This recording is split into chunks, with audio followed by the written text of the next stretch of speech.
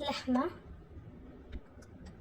صبغة رز، صبغة زعفران، شوية فلفل، نخلطهم مع بعض تمام.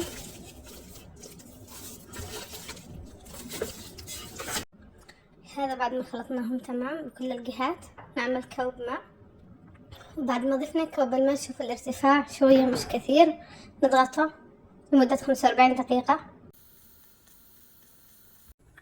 بنضيف للرز لكيلو الرز ملح شوية للرز وزيت. قلنا ماء للرز أقل من الماء الطبيعي. وهذا اللحم المندي، وهذا ماء اللحم المندي بنضيفه فوق الرز الآن.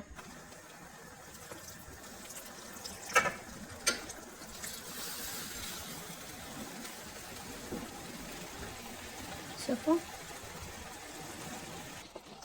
نعمل فتحات داخل الرز.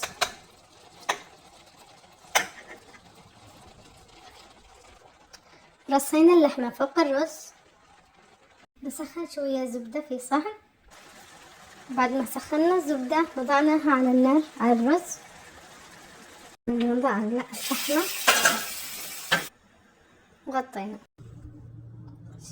أحلى رز مندي باللحم. جربوا الطريقة، مرة سهلة ولذيذة.